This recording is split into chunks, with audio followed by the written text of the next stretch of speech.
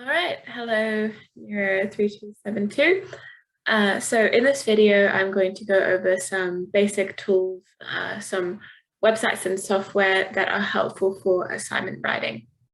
Before I do that, I'm just going to quickly go over what we talked about in class. So a technique for reading a journal article for your essay. As I said, there's lots of different ways to read a journal article. So this is just a general outline or a suggestion. If you have a way that you find is more time efficient for yourself, then obviously definitely do that.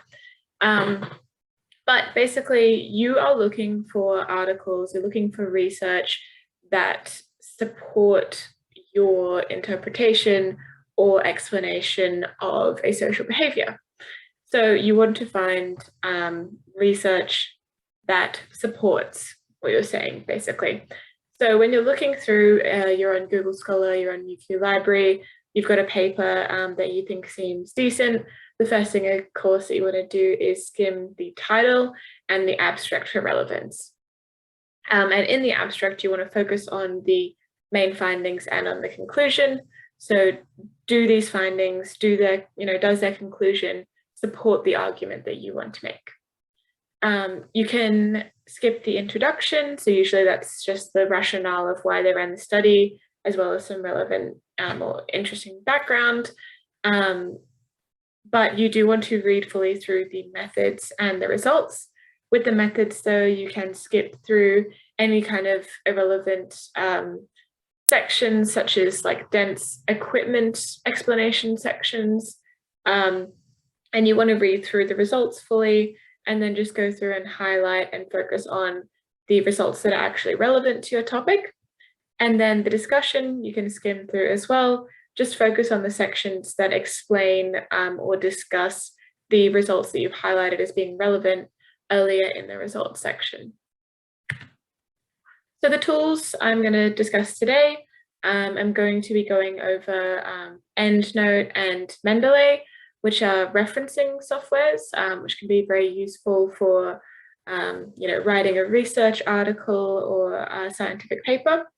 I'm going to talk a bit about Connected Papers, which is a really good researching tool, and then Grammarly, which is a writing tool. And then the last three, so there's Todoist, Notion, and Cuckoo, are just organizational tools. So starting off with Endnote.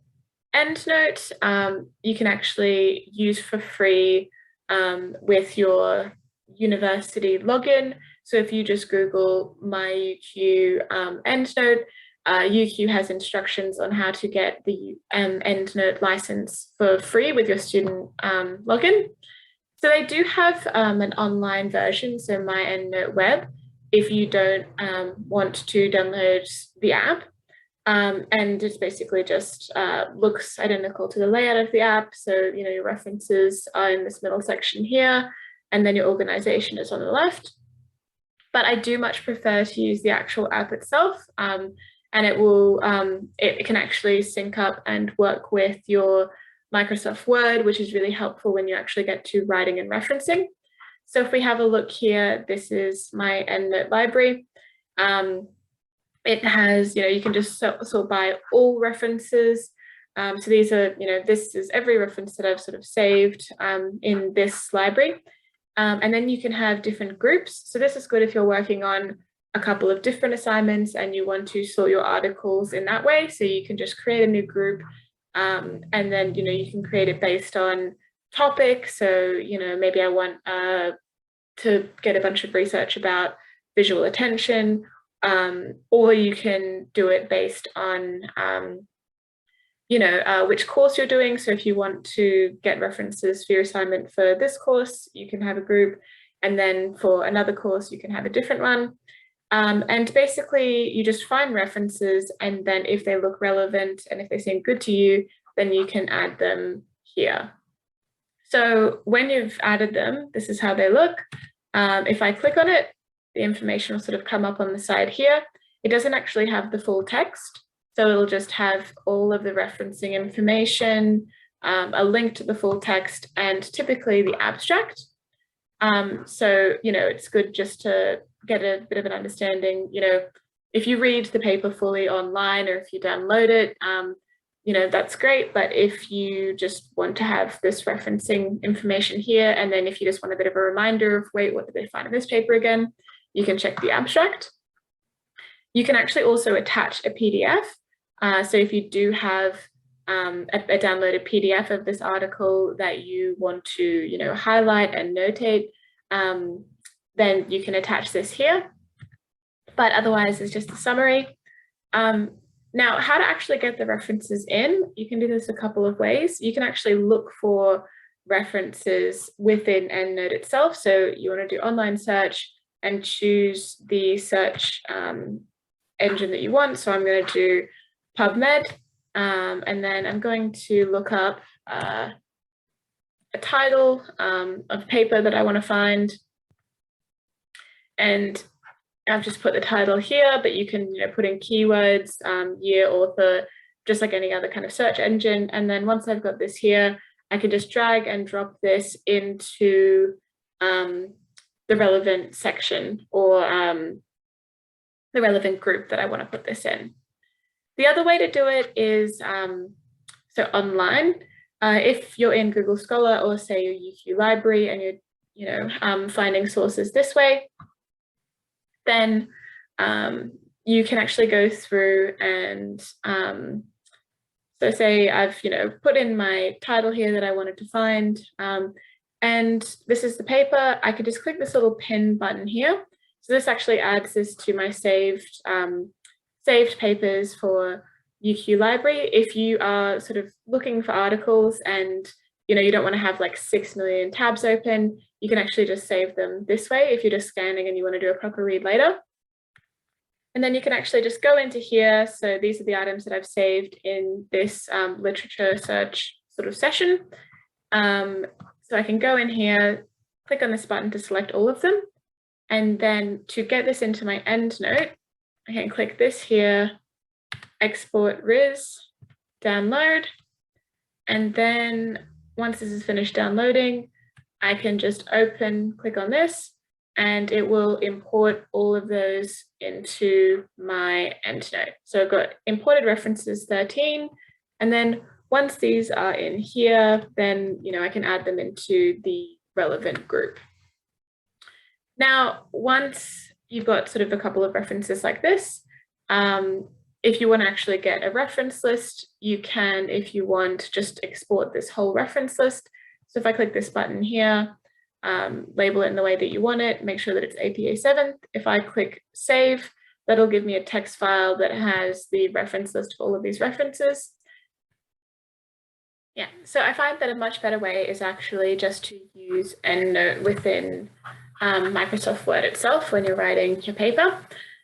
So here, EndNote actually, if this is the other benefit of having the app over having the web version, if you download the app, it actually syncs up with Microsoft Word, and you have this little tab here that you can use to insert your citations and everything. So just to start with, you always want to make sure that this is set to APA 7th because it will, as a default, be on annotated. But for this course and for psychology in general, you want APA 7th. And basically how it just works is, you're sort of going along writing, you write something that sort of needs a citation, and you can just click on insert citation here. It won't list every single article that you've got in your actual EndNote app. So you do have to search by author. So I'll click, insert on this one here. And it inserts the citation in APA formatting for in-text, but it also automatically inserts at the very end of the document this APA formatted reference. Now, if I insert another, so again, you do just have to keep in mind who you're actually referencing, and you can always just go back into your EndNote app and sort of check this is the reference that I want, and then search it this way. So if I want to insert this one, first of all, if you can see here, it automatically adds it to the same bracket as the previous citation, and then it adds it to your reference list at the very end, and it adds it in alphabetical order as well. So this is really great. It's much more reliable compared to the Microsoft referencing system, which is really not good. So this is really good. It'll put everything here in alphabetical order in the correct formatting, and it saves you from either going through and making a bunch of corrections or manually writing this out yourself. You still obviously do have to go double check because sometimes there are mistakes. So I probably want this journal article name to be written out in full, that kind of thing. But it's just really useful. And if I were to delete these, then it gets rid of that as well. So if going through your editing process and you delete a sentence, you don't have to worry about later on making sure that your reference list actually does accurately represent your in-text citations, because it will do that automatically for you. So that's Endnote, or just a brief introduction to it. There's also Mendeley, which I'm not really going to go into too much here. It's just another, referencing software that you can use. This is the online version of it. And if you look here, it's kind of quite the same in terms of layout as Endnote. So your references are in the center there. And then there's just this sort of sorting on the side. You can have collections instead of groups. They're quite similar, so it really just comes down to a preference of which one you sort of like working with better. The next tool I'm going to be talking about is Connected Papers. So Connected Papers is a really good research tool that I found. If you're looking on, your search engine, Google Scholar, UQ Library, and you're just having a really hard time finding, research in the specific area that you want, or if you just want to get a general understanding of a research area and sort of know what's out there, this is a really, really good way to do that. So how it works is you start with a paper. So here again, I've just put in the title of a paper there. You click build a graph and it just asks you to double check, is this the paper that you're referencing? So I'll say, yes, that's the one I want. And then it can take a little while depending on how cited that source is. But it's basically going to give us a graph of all of the sort of very relevant literature to the paper that you put in. So that one in the bold there is the paper that I put in, so McFadyen 2019. And these are all the papers that are in a similar area or reference this paper a lot, or just are very related. And the distance is sort of determined by how relevant that is. So if it's something very close, then it's a very similar research area. And the color is determined by the recency of the paper. So if you look down here, this legend, the lighter color is sort of older papers. So here, this sort of circle is a bit of an older paper, and then the darker colors are the more recent papers. So this dark green is 2022. But it basically gives you this sort of visual representation of some of the relevant literature in this area. And then on each side, so on the right side here, it's going to have the title, abstract, and information and links to whatever paper you got selected. So I've got the main one selected at the moment. And then on the left side, it's got all of the titles of every paper in this actual display here. So you can go through and if you want, to look at the research based on how sort of similar it is, you can start by looking around at these papers here. Or if you want, you can just sort of scroll through and then just scan the abstracts in this way and have a look at what you think, looks like a good paper. So, if you want to click on this one, then the abstract and the information will come up here. Another thing as well, so the size of these is determined by how referenced they are. So if this is a smaller circle, then it has sort of fewer references or citations compared to a larger circle like this. And this is just a really good tool, I think, for sort of getting a grip on what the research in a certain area looks like, or if you have a source and it's a really good source, but you're having difficulty finding research that's like it, it can be a helpful tool for doing that as well. But it's a really good website. So the next thing I'm going to be talking about is, of course, Grammarly, which you would know about from being on a million YouTube ads and then also from Eric talking about in the lectures. But it is a free tool just to help with writing. So it corrects grammar, spelling, punctuation, word choice, readability, conciseness, all of these things here. It's definitely really good because it is free and it is a really good tool for sort of, improving and working on your writing. The Microsoft spell check really just does spelling and then sometimes grammar and punctuation. So it definitely is very helpful. So with Grammarly, grammar, spelling, punctuation all come up underlined as red text, and conciseness, readability come up as underlined with blue text, and then other things like word choice come up as green. If you download the Grammarly app, it will actually work again in conjunction with your Word document. So here I've got some writing for a Word document. If you can just see in the corner there, this little Grammarly icon is sort of telling me some potential issues that it's found. So if you look here, this is underlined in red, so it's suggesting an improvement into instead of on. And then this section is highlighted in blue. It's saying that there's a clarity issue and this is sort of, worded quite poorly or sort of in a way that's difficult to read. And it is giving me, potential instructions or improvements for that as well. So this is definitely really good just to improve your writing style. The next thing I'm going to be talking about are the organizational tools. So the first one is Todoist, and basically it's exactly what it sounds like it is. It's just a to-do list online that can help you sort of sort out, what you need to do, organize your assessment, organize your general chores. So you basically just type in, whatever to-do list, whatever thing you have here, and then you can add a description. You can add when it's due, so today, or, maybe I need to have this done in like 3 days or so. And then as you go through and tick off each thing, it gets out of the way and out of your list. You can sort of see yourself working and getting rid of these things. So that's Todoist.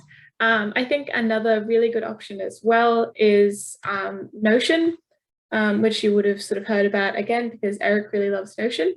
But it's just an organizational tool and it actually is really good. So you can have these different pages along here, for different topics. And then within each page, you can organize it with, figures or a table.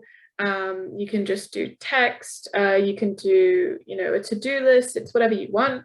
Here's how I've got some sort of assessment laid out. These are all just columns that I've created, but you can, use whatever columns you find are useful to you, but I've just got the name of the activity, the due date, relevant links and tags. So, is it an assessment? Is it a module? And then I've got the little to-do list down the middle as well, so I can sort of click those through as I go along. The cool thing about Notion as well is this is in a table, but if you've got it sort of set up with the date, you can actually change your view. So I can do it as like a board if I wanted to look at all my assessment versus all my, modules. I can look and see what I have here. I can also look at a timeline. So if I click timeline, it's going to show me, the date. So whatever, if I'm looking at April 20th, and then the activity sort of lined up in this way as well. And you can also share these pages here. So if I had a friend who was doing the same course as me and they sort of, I done this up, they want to look at when things are due, you can share that to them as well. And then the last one I was going to talk about is Cuckoo. So Cuckoo is a productivity timer. It's actually designed for remote teams. So if you're, on Zoom working with friends and you want to get a bit of writing done and then have a bit of a break, you can actually use this, but it can also be used sort of by yourself. If you're having difficulty, staying on task, if you're procrastinating a lot, then this can actually be really good. So it basically just sets a time. So an allotted work time. So if I, make my name like this, and then you select the amount of time you want to spend working. So I want to do a 25-minute work block. it'll just launch right into that. And then once the 25 minutes are over, an alarm will go and it'll go into your sort of break time. Like it'll have a little 5-minute timer on there saying, hey, you've got time for a bit of a break now. So if you want to do this with friends, you can always click this, like little link, send the URL to a friend, and they can sort of work together with you. But if you do want to just, if you're having trouble with productivity, if you want to really focus and want something to sort of hold you accountable, then you can just use it by yourself as well. So those are all the tools that I have to go over today. One last thing that I'll highlight is that all of these software or websites are free, or they are free with a UQ login. So Endnote in particular, would be paid, but UQ does have a free license for that for students to use. So yeah, you don't have to pay for any of these kind of tools here. I hope you found them, I hope you do find them useful. I definitely find these useful when writing assignments and that kind of thing. But that's everything for today. And I will see you guys in class next week.